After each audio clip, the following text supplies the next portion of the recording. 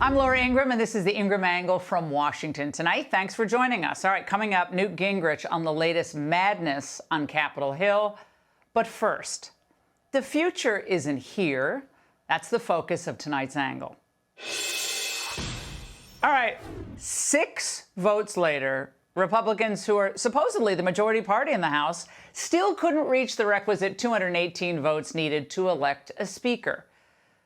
But I was thinking about this today. What looks chaotic and kind of seems counterproductive to many, it's actually in its own way refreshing because it's democracy in action.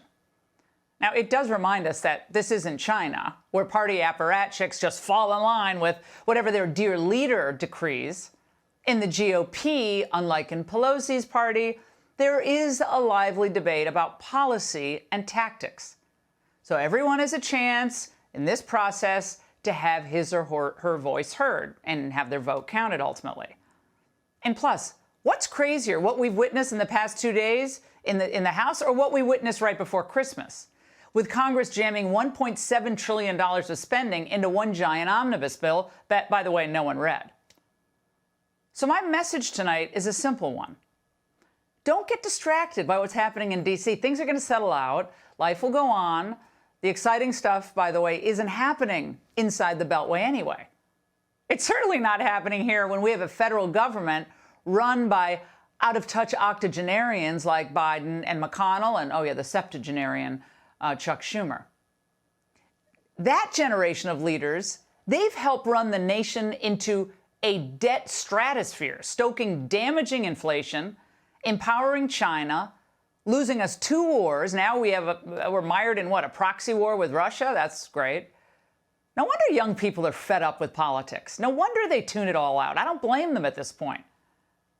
But the good news, and there is good news that's coming out, it's happening far beyond the Beltway.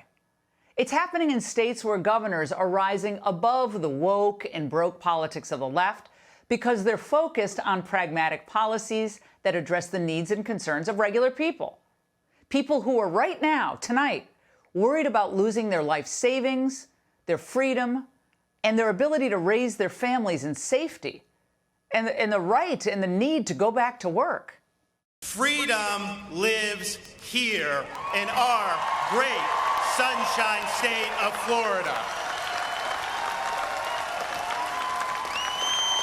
It lives in the courage of those who patrol the streets and who keep our communities safe.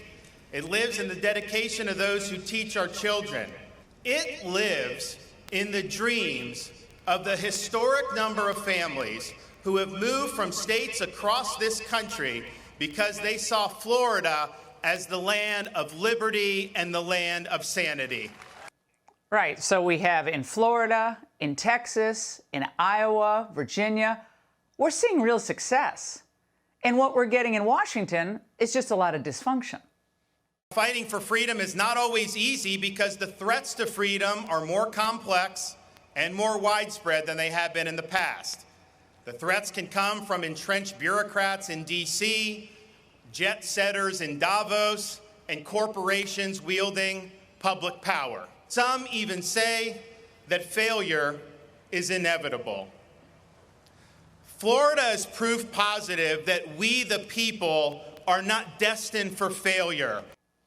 Of course, failure, though, is what woke teachers' unions specialize in delivering, from supporting lockdowns to pushing all that radical sex and racial agenda stuff on our kids. Randy Weingarten and the gang, they've held our kids in a vice grip of underperformance for decades now. But governors like Kim Reynolds in Iowa, well, they're doing more than just complaining about teachers' unions. They're working on choking off their funds with portable scholarships that parents can use toward the schools of their choice. And in Texas, Governor Greg Abbott has done more for border security than President Biden will ever hope to do. It's not even close. A dramatic scene on Texas's U.S.-Mexico border. Before sunrise, Texas National Guard troops arrived to put a razor wire fence alongside the banks of the Rio Grande. Texas Governor Greg Abbott sending 400 more National Guard troops to the El Paso border in an attempt to block the flow of migrants into the U.S. And unlike Biden, by the way, Abbott has designated the Mexican cartels that are driving this crazy influx of migrants, labeled them domestic terrorists. And he's raised public awareness of the border crisis by shipping more than 16,500 migrants to some of the biggest sanctuary cities in the country. Like, why should Texas be stuck with the bill and all the problems that the Biden administration created with this illegal immigration disaster?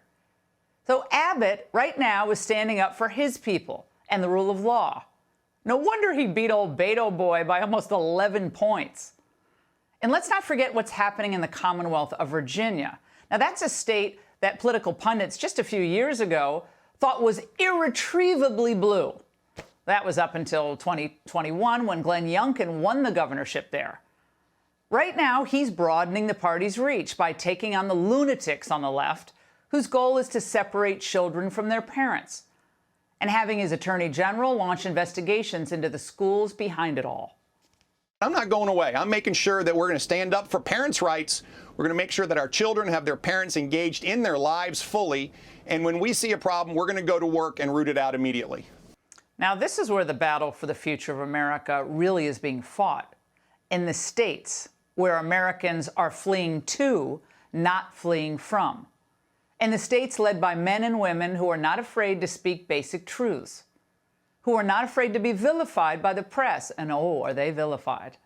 And they're not afraid to go up against powerful forces in big pharma, not afraid to challenge the authority of the federal government when the federal government tramples on states' rights. So I'm telling you tonight, do not fret about Washington when there's so much that's actually working out there. I'd say almost what, was it a 20-point victory for DeSantis in Florida? That's a pretty clear indication of just how much momentum we can have if we play things smartly. And that's The Angle. Hey, Sean Hannity here. Hey, click here to subscribe to Fox News YouTube page and catch our hottest interviews and most compelling analysis. You will not get it anywhere else.